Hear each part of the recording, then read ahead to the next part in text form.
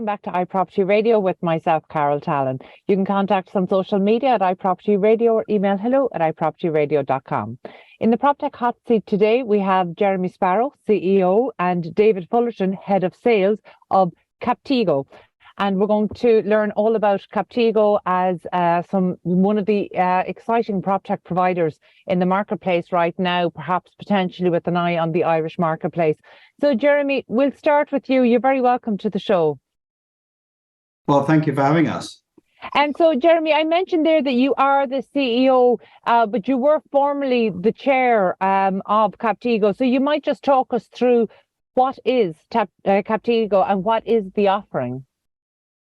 Sure. Look, Captigo was really formed because one of the founders was an architect who had been spending many, many years building houses, designing houses, and he had tried numerous different technology opportunities to try and improve his, if you like, processes, and just didn't get anywhere. So he actually decided he was going to do it himself and teamed up with a product designer who was another of the founders who was based out in California. And they built Captigo. And it was very much designed to be something very easy to use, very powerful in terms of your ability to get people to collaborate and everyone to be able to access and gather data. And then in the back end, for us to be also able to provide the tools that can analyze and display that data in either report form or via dashboards. But it's all about bringing data into the construction industry. That's been very much the goal of Captigo, and really data into a number of different inspection fields. But obviously construction is a big part of what we do. In the UK market right now, obviously construction, particularly in an Irish context, but we know globally, is in difficulty right now.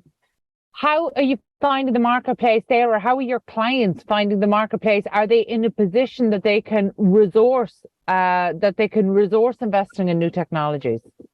Yeah, do you want me to say this one, Jeremy? Yeah. I think actually there's more of a need than ever to invest in technology for these businesses. I think one of the things that attracts people to technology is the fact that it can save a lot of time across the business by streamlining process, connecting to other systems. So those efficiencies allow the same resource to carry out more work across the field operations. So there's this need to bring technology in for streamlining. But on the other side, as Jeremy mentioned, there's this also huge need for data, more so information and actually what's going on in the field. And are we being held up on projects in construction, for example, because of something that we can't see right now? So I actually think the need for this technology is so much stronger than anything else, that people are actually finding the resource to invest in technology because they're starting to see that this could be a real issue for them. And in fact, some companies are coming across these issues. And as we know, people buy when there's a pain point, and these pains are coming to the surface more and more now than ever in construction. I think that's a great point, David. You know, they do buy when there's a pain point, because actually, unlike PropTech, I think construction and construction technology, the adoption of that has been driven in quite a different way than maybe we've seen in PropTech across the broader real estate sector. So we know that construction is delivered at an extremely tight margin, much tighter than many areas of real estate. So that makes not just price sensitivity, but actually maybe less of a willingness to take a risk. So yes, there's a pain point, but you really need to have a proven ability to address that pain point. So how did you find the process of getting started, pilots, case studies, so that you were able to prove that you were addressing the pain points? How did you find that process? Well, that's it. It was exactly that. We were offering pilots to companies to prove to them that actually it could be different to what they're actually experiencing right now. I think, you know, in the whole construction industry, the PropTech sort of umbrella, as it were, technology is. We all know that the construction industry is a little bit behind with some of the technologies bringing in. We've got this fantastic technology at one side for design, and you know, the likes of BIM and digital twins, but actually software and technology in the field for the operatives is, I feel, a little bit behind, and we're seeing a little bit of a surge at the moment.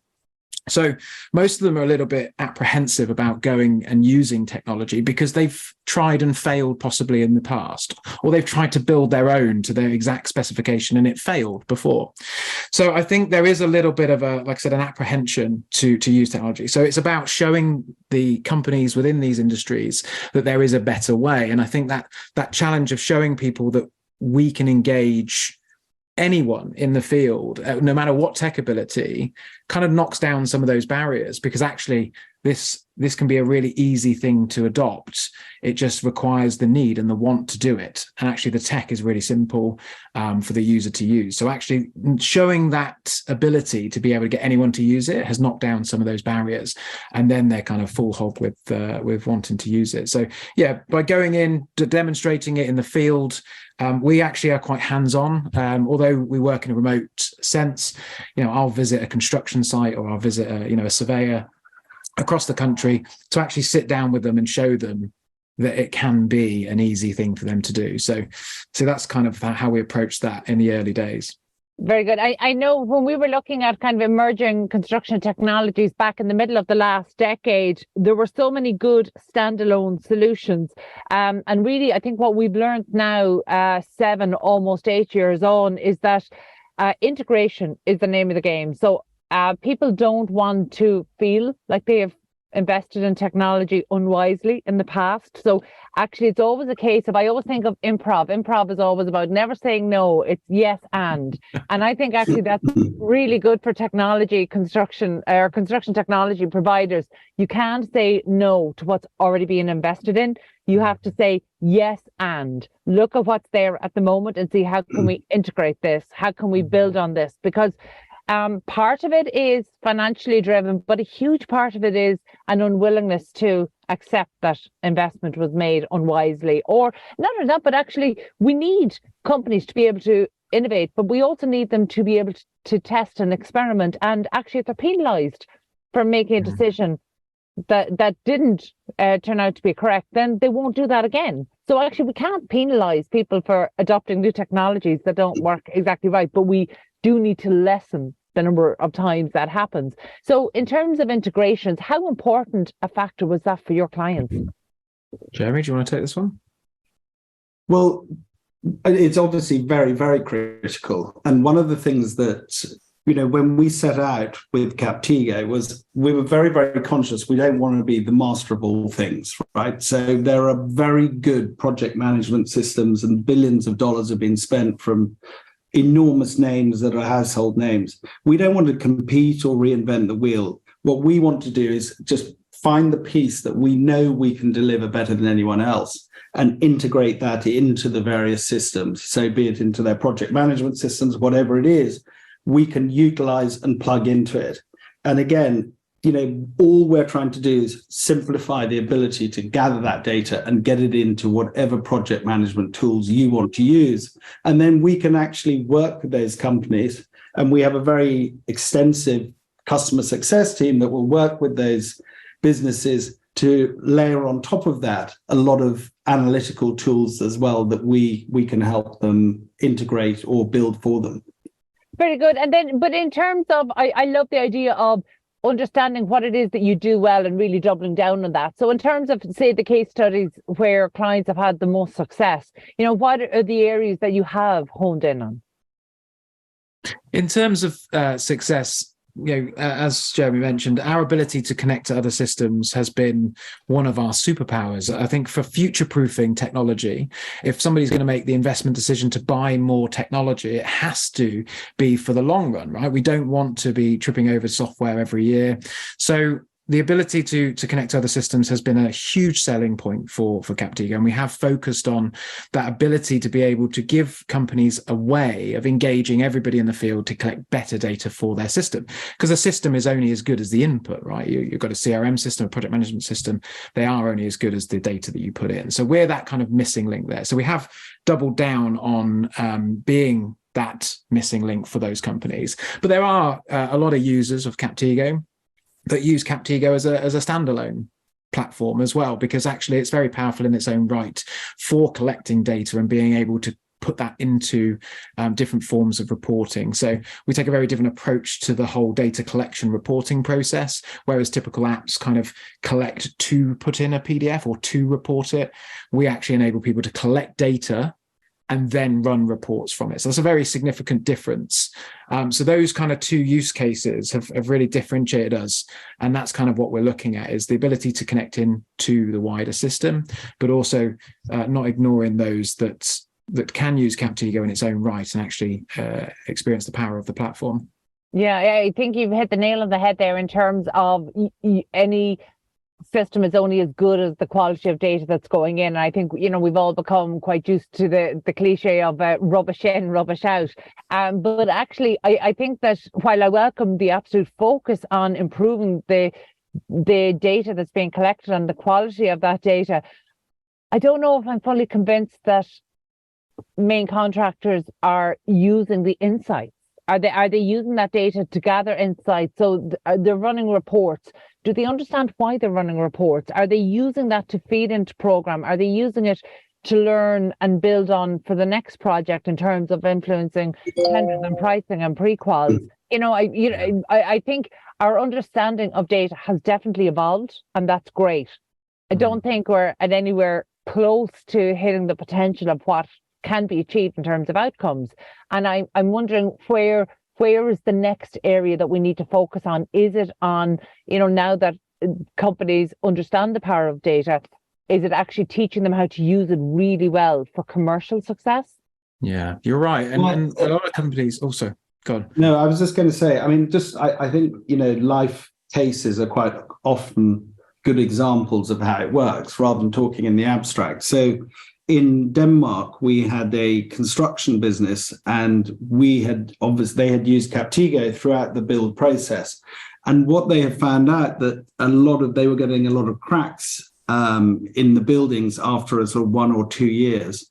And actually, subsequently, when they've gone back and looked through all the data from Captigo and the way that we've laid it out for them, they worked out that there was actually a problem with the mortar, and it was the supplier, the contractor for that would cause the issue. Now, I very much doubt, had they not used our system, would they have actually worked that out, or certainly worked it out as quickly? And because we can look at it on, a hotspot, you can see all of these places. You can then drill into which contractor did what, and you can really laser focus in on where have been the problems, and can we look at a pattern that we can avoid in the future? And I think these are the things, it's the learnings. Producing PDFs is fantastic and people have it, but that generally goes in a drawer and that data is lost. Our view is data is a stream and you just keep it running. So you start at day one when you're laying down foundations and you keep going through. And at that point, we talk about a black box being a house, that you move into a house and it is what it is. But it's almost like an X-ray vision that we allow, because you can look behind every single piece of that house being constructed. And hence, if there's problems, you can see straight back through, like an X-ray, to who created that problem and where should it be, how should it be resolved.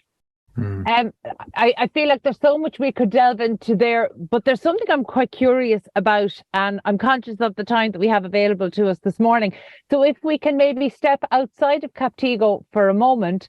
Jeremy, you are, if you don't mind me saying, probably the holy grail for startups. So while you're the CEO of Captigo now, you're actually a former international banking CEO who invested in this Danish startup. So you might just give us a little bit of insight there as to the journey that took. And I'm asking for a very specific reason. Right now, there are so many startups who are beginning to learn that investment from the wrong sources is not necessarily going to help your company or your startup strategically. So I think the concept of a strategic investment has really dominated. And in construction tech, we see this is done much better than in Proptech. And I'm curious to break that down. So you might just talk us through your experience, if you're open to that. No, of course. I'm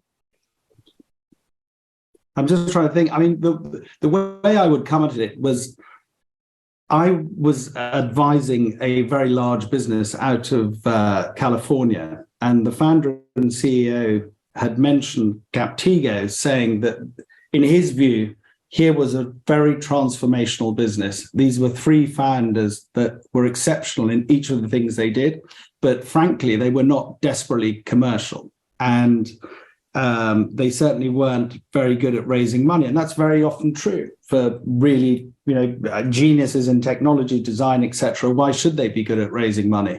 And that's obviously something that I've had quite a long background on, is advising businesses and helping them with that. So I came in and I invested and got quite a few friends of mine and colleagues of mine to invest. And I came in as chairman really to see that investment and help them move to the UK, because it was a Danish business. And my view was I didn't want to invest in something that was purely going to be in a relatively small country versus the rest of the world, but it should be spread, internationally, and we need to demonstrate that.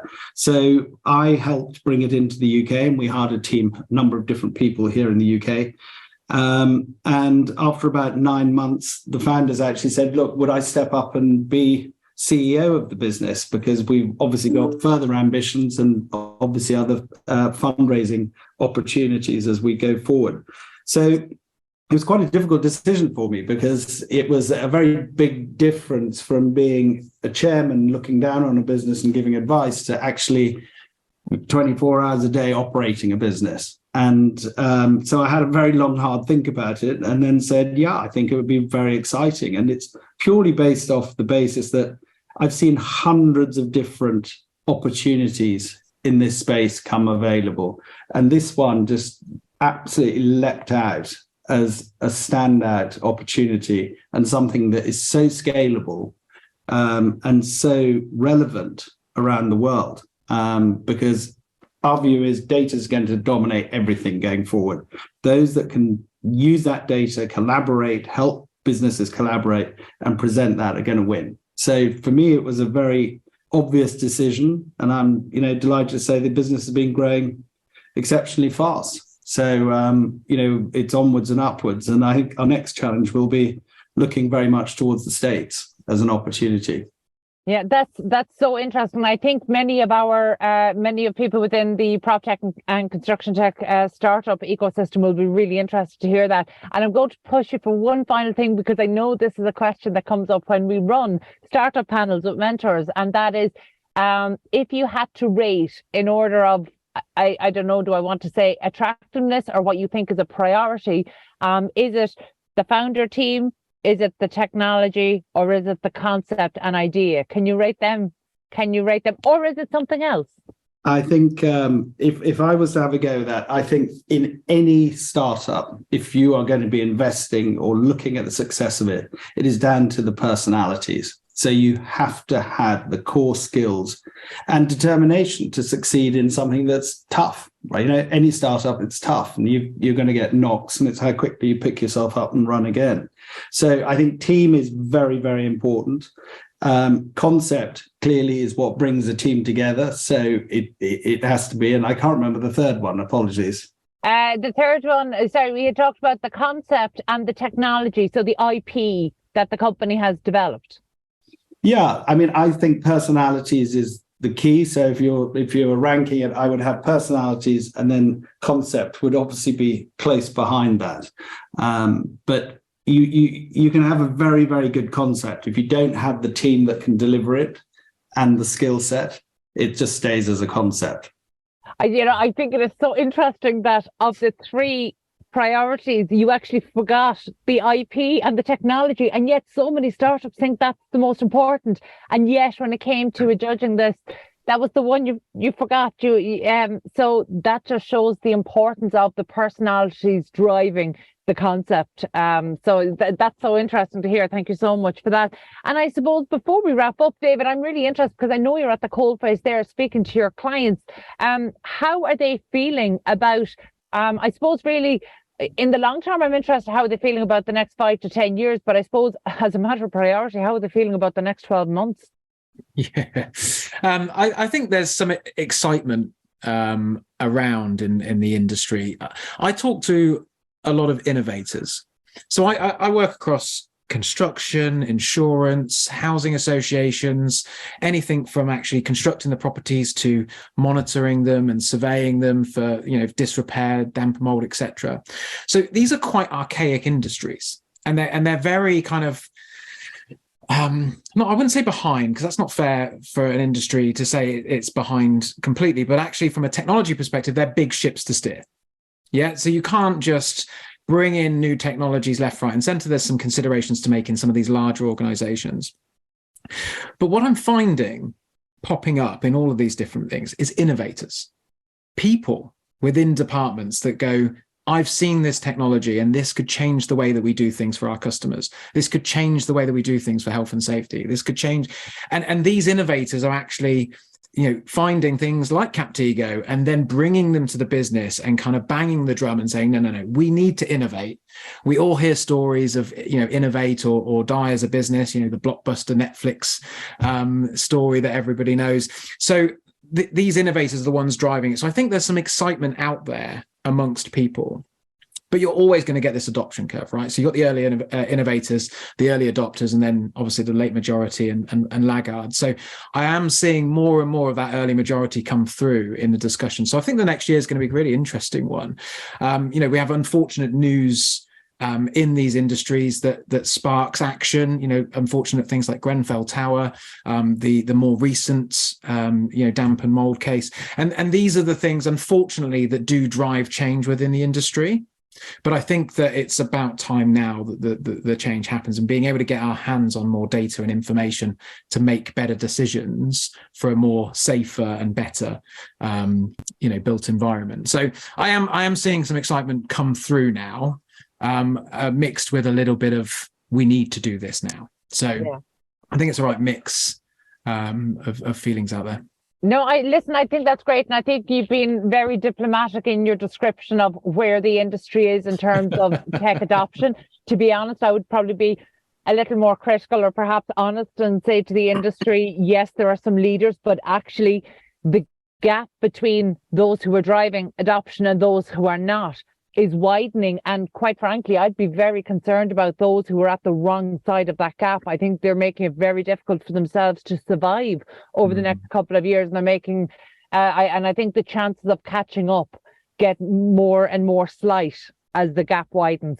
So that's just kind of a note of caution that I would say to the industry, that actually we probably need to stop going so easy on them and say, actually, it's time to get moving with this, because this is what your funders want, this is what your investors want, the technology exists, and more importantly, your competitors are using it.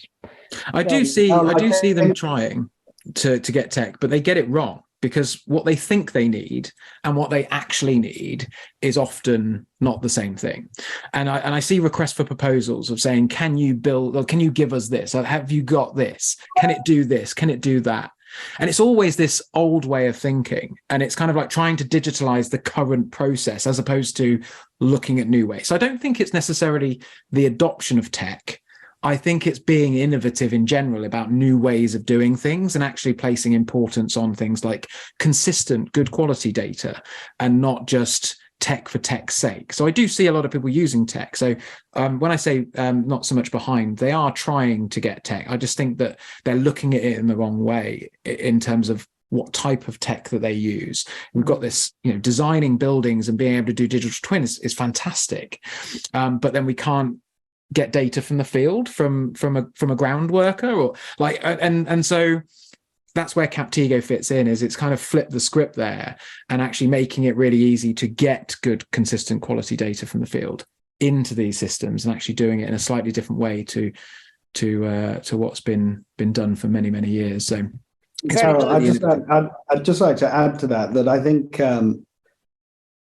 it's never too late to start. I mean, if you are behind on the curve, the beauty about technology is actually it's becoming more and more straightforward to implement and use it. And that's the beauty about it. It used to be very cumbersome, difficult, and hard to train people. And what we've always been saying is, just try it out. We'll come, we'll work with you.